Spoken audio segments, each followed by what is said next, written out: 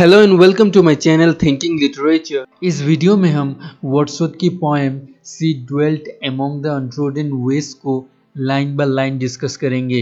So let's jump into it. She dwelt among the untrodden ways William Wordsworth के द्वारा लिखा गया एक फेमस पोएम है, जो कि उनकी पोएम्स के कलेक्शन लिरिकल बैलड के सेकेंड एडिशन में 1800 में पब्लिश हुआ था। इस पोएम को लूसी पोएम भी कहते हैं, क्योंकि वर्ड्सवर्थ ने इस पोएम के जरिए एक लूसी नाम की लड़की को प्रेजेंट किया है।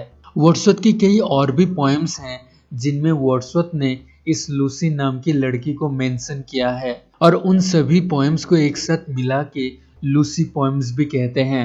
सो चलिए पोएम को लाइन बाय लाइन डिस्कस करते हैं। सो पोएम कुछ इस तरह से शुरू होता है।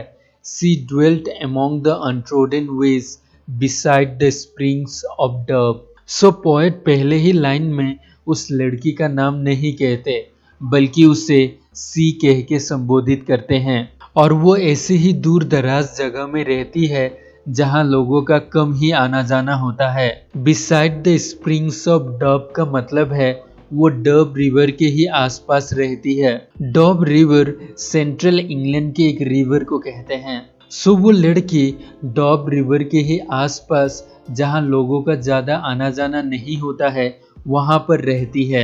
डुएल का मतलब है रहना, और अनट्रोडन का मतलब है जहां कोई अभी तक नहीं चला है या नहीं रहा है। उसके बाद a maid whom there were none to praise, जिसका मतलब है वो एक ऐसी लड़की थी जिसे कोई भी एप्रिसिएट या प्रशंसा नहीं करता था। और यहाँ पर पोएट मेड शब्द का यूज करते हैं, जिससे ये पता चलता है कि वो लड़की शादीशुदा नहीं थी, बल्कि वो एक अनमेरिड वोमेन थी। और फर्स्ट स्टेंजा के लास्ट लाइन में पोएट कहते हैं कि and very few to love, मतलब उसे प्यार या पसंद करने वाला बहुत कम ही लोग थे। सो यहाँ पर फर्स्ट स्टेंजा खत्म होता है। दूसरा स्टेंजा शुरू होता है कुछ इस तरह से।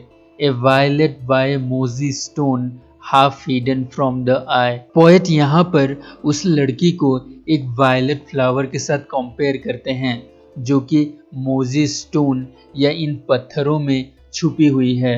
मोजी स्टोन उस तरह के पत्थरों को कहते हैं जिसमें इस तरह के ग्रीन कलर की एक लेयर बैठ जाती है। जिस तरह इन बड़ी बड़ी पत्थरों की वजह से इस छोटी फ्लावर की ब्यूटी को हम नहीं देख पाते, उसी तरह लोग दूसरी और चीजों की वजह से उस लड़की की ब्यूटी को नहीं देख पा रहे हैं या नहीं समझ पा रहे हैं। उसके बाद पोएट कहते हैं कि fair as a star when only one is shining in the sky. और इन लाइंस में पोएट उस लड़की को एक स्टार के साथ कंपेयर करती है जो कि स्काई में शाइन कर रही है। यहाँ पर पोएट ये भी कहते हैं कि वो लड़की स्टार की ही तरह फेयर या खूबसूरत है।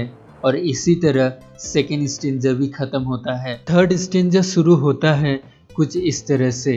She lived unknown and few could know when Lucy ceased to be, जिसका मतलब है कि जब लूसी जिंदा थी तब उसे किसी ने भी नोटिस नहीं किया, और वो एक अननोन की ही तरह मर गई। उसे कुछ ही लोग जानते थे, और इन कुछ ही लोगों में पोएट भी शामिल हैं। और यहाँ पर पोएट पहली बार उस लड़की को अपने नाम से पुकारते हैं, जो कि लूसी है। लेकिन अब वो लूसी नहीं है, क्योंकि पोएट कहते हैं कि but she is in her grave and oh the difference to me, जिसका मतलब ये है कि लूसी अभी ग्रेव या कब्र में है। और ये पोएट की लाइफ को एक बिगर वे में इम्पैक्ट करती है, जो कि ये भी सजेस्ट करता है कि लूसी के साथ पोएट का एक इमोशनल बॉन्डिंग था। और इसी तरह ये पोएम खत्म हो जाती है। So come to the end of this video. अगर आपको वीडियो अच्छा लगा तो लाइक कीजिए, अगर अच्छा नहीं लगा तो डिसलाइक कीजिए, और अगर नए हैं तो सब्सक्राइब कीजिए।